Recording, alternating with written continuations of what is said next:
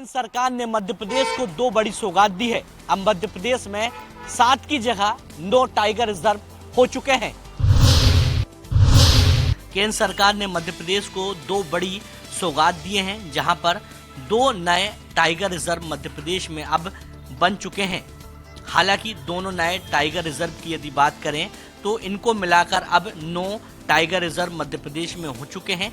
इसके पहले 7 tiger reserve Madhya Pradesh में हुआ करते थे। रातापानी अभयारण्य को अब टाइगर रिजर्व बनाया गया है। वहीं शिवपुरी के बांधव नेशनल पार्क की यदि बात करें तो इसको भी टाइगर रिजर्व घोषित केंद्र सरकार ने कर दिया है। इसी तरह 2 नए टाइगर रिजर्व की जो सौगात है वह केंद्र सरकार ने मध्य प्रदेश को दी है। वहीं बात करें रातापानी की तो राजधानी भोपाल से सटा हुआ रातापानी ऐसा पहला टाइगर रिजर्व होगा जो राजधानी भोपाल से यानी कोई भी राज्य की राजधानी से सटा हुआ है। वहीं बात की जाए एमपी की तो एमपी में 785 जो बाघ हैं वह हैं। साथ ही मध्य प्रदेश में लगातार टाइगर रिजर्व के लिए वन विभाग और तमाम वन विभाग का मंत्रालय काम करता हुआ दिखाई दे रहा है और मध्य प्रदेश में ज़्यादा से ज़्यादा पर्यटन आए, जिसके लिए लगातार प्रदेश सरकार काम करती हुई दिखाई दे रही है।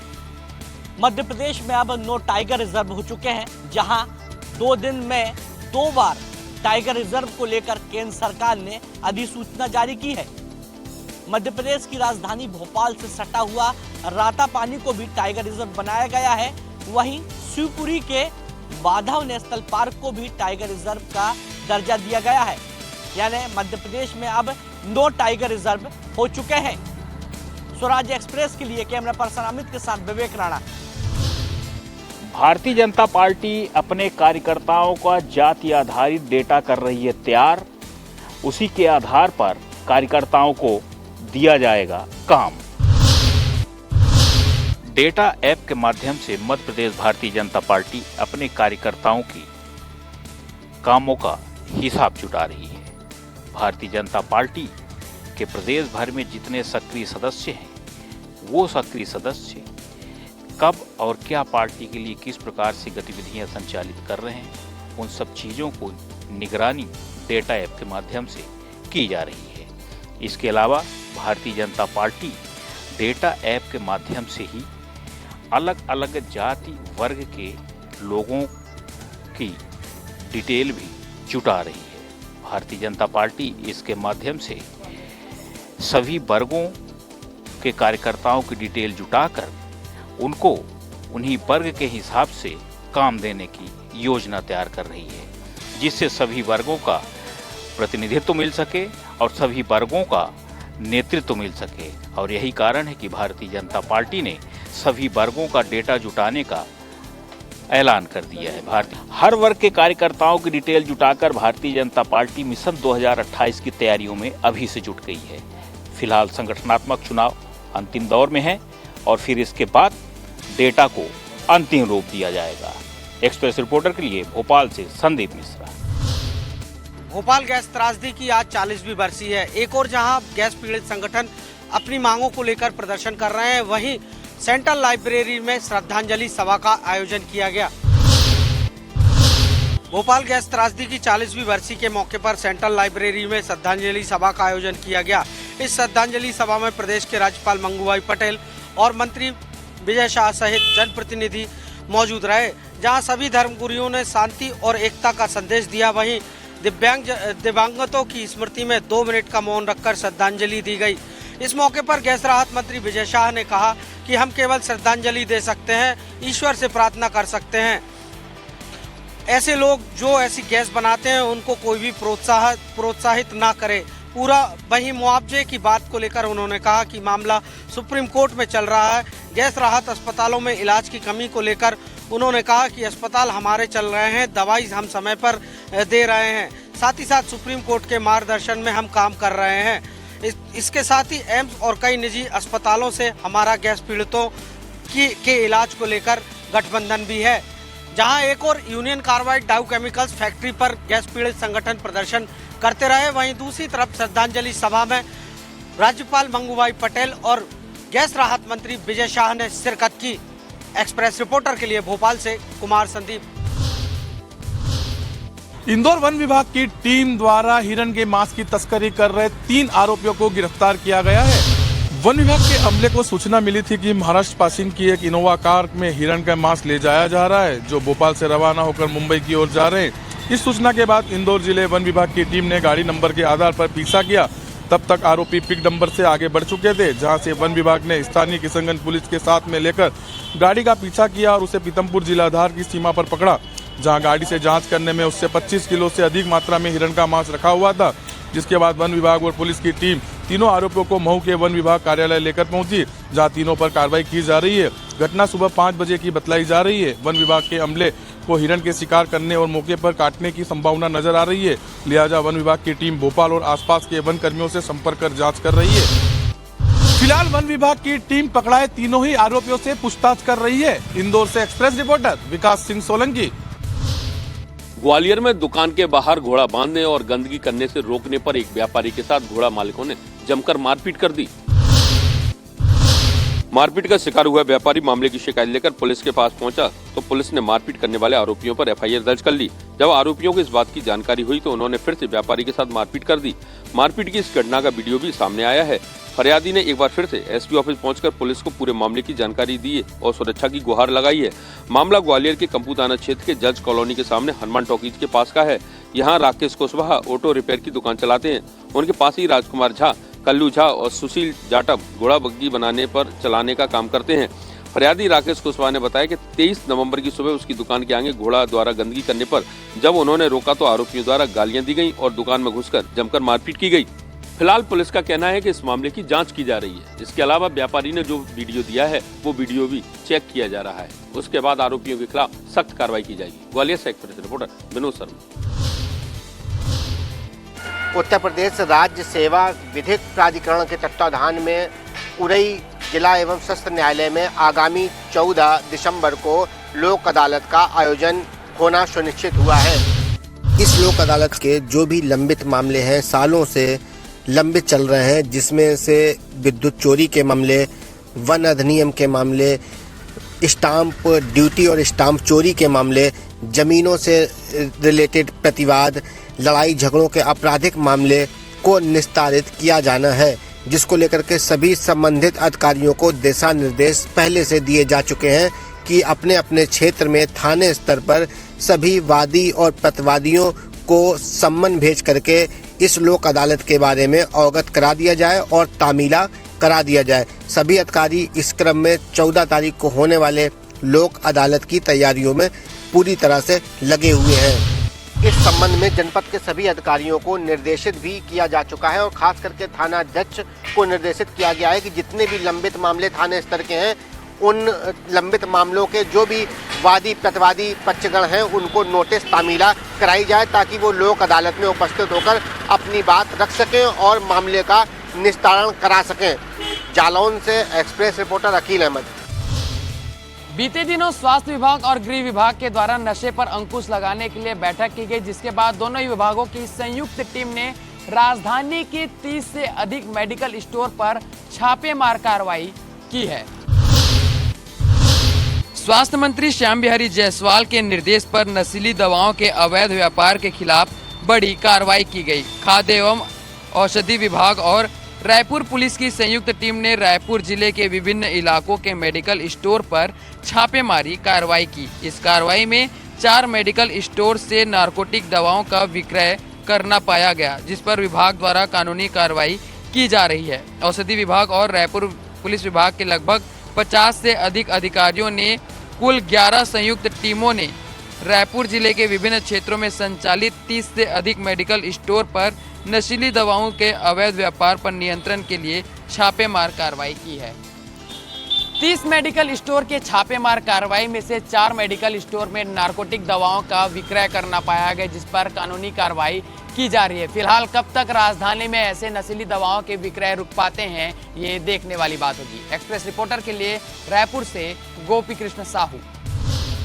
सौसर में क्रिप्टो करेंसी के नाम पर हुई धोखाधड़ी के मामले में एफआईआर दर्ज करने पहुंचे पीड़ितों ने लगाया पुलिस पर एफआईआर न दर्ज करने का आरोप।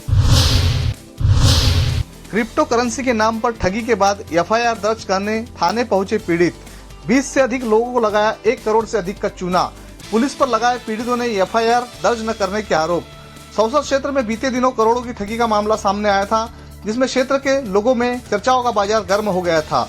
क्रिप्टो करेंसी में हसीन सपने दिखाकर 20 से अधिक लोगों को लालच दिखाकर शहर के गणेश नामक युवक ने लोगों से 1 करोड़ 20 लाख से अधिक की धोखाधड़ी का मामला करने की बात सामने आई थी, जिसमें पीड़ितों ने बताया कि 1 माह पूर्व जब वे थाने में गणेश सूर्यवंशी की शिकायत लेकर पहुंचे, तब गणेश ने स्टैंप पर लिखकर दिया था कि वह पैसे वापस लौटाएगा, किंतु अब गणेश ने वकील के माध्यम से पीड़ितों को नोटिस भेजकर पुलिस के दबाव के डर से लोगों का पैसा लौटाने का स्टैंप साइन करने की बात कही है, जिसका कोई महत्व नहीं होने का नोटिस पीड़ितों को दिया है।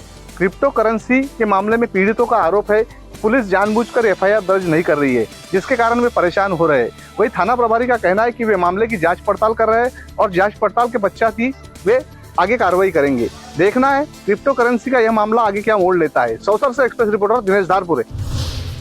नवंबर माह यूं तो गुलाबी ठंड या फिर ठंड के तौर पे जाना जाता है, लेकिन 124 साल बाद उत्तर प्रदेश में नवंबर माह सबसे गर्म माह के तौर पे दर्ज किया गया। इसके पहले इतना गर्म 1901 में दर्ज किया गया था।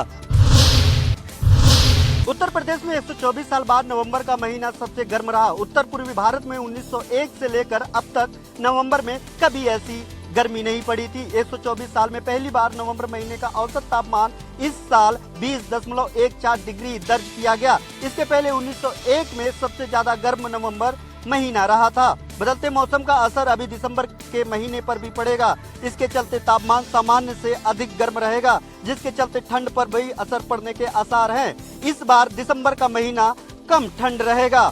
इस बार दिसंबर के महीने में 50% कम शीतलहर देखने के लिए मिलेगी। यूपी में दिसंबर महीने में औसतन 6 दिन शीतलहर के होते हैं, लेकिन इस बार सिर्फ 3 दिन शीतलहर पड़ने की संभावना दिखाई दे रही है। यानी दिन में मौसम साफ रहेगा, सुबह और शाम के समय में ठंड में कोई बड़ा बदलाव देखने के लिए नहीं मिलेगा। बदलते मौसम का असर सिर्फ नवंबर ही नहीं, दिसंबर पर भी पड़ने वाला है। दिसंबर माह भी बेहद कम ठंड रहने वाला है, जो अब तक के लिए एक रिकॉर्ड बनेगा। इसका असर शीतलहर पर भी पड़ेगा, यानी शीतलहर भी बेहद कम दिखाई देगा। लखनऊ से एक्सप्रेस रिपोर्टर घनश्याम निशान चौरसिया। हमीरपुर में कल डिप्टी सीएम केशव प्रसाद मौर्य का आगमन है। आगमन को लेकर जिला प्रशासन ने पूरी तैयारियां कर ली हैं।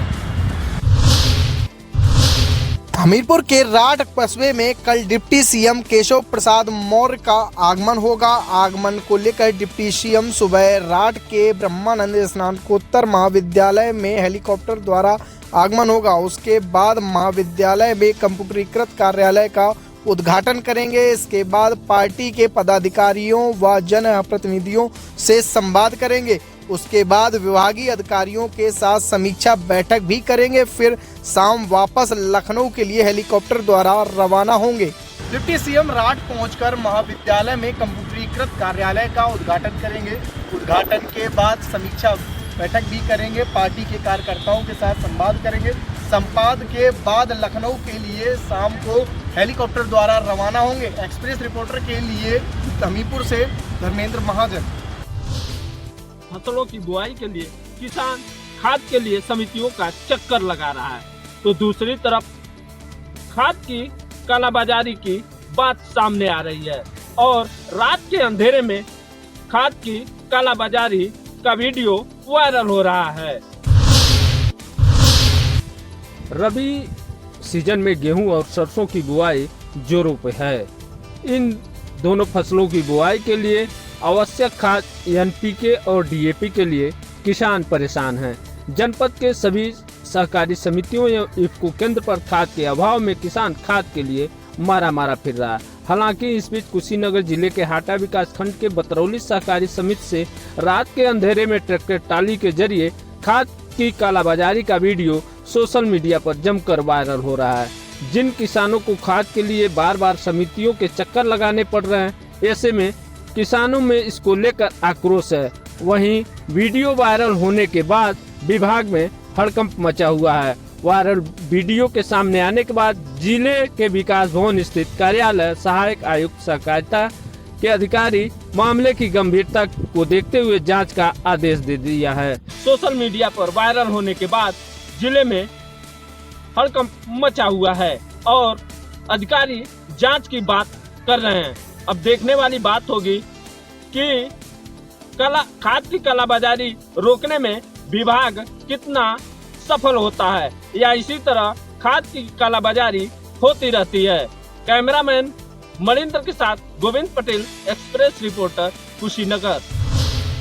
देखिए, इस वक्त मैं मौजूद हूँ जनपद सहारनपुर के दिल्ली देहरादून नेशनल हाईवे स्थित गणेशपुर हाईवे पर मैं मौजूद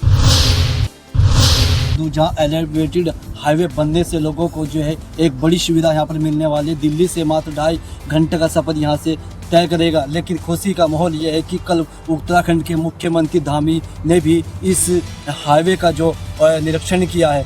हाईवे बनने से लोगों को एक बड़ी राहत यहाँ पर मिलेगी। Express reporter Sunil Jaiswal, Saharanpur. उत्तर प्रदेश राज्य सेवा विधिक प्राधिकरण के तत्वाधान में उरई जिला एवं सत्र न्यायालय में आगामी 14 दिसंबर को लोक अदालत का आयोजन होना सुनिश्चित हुआ है।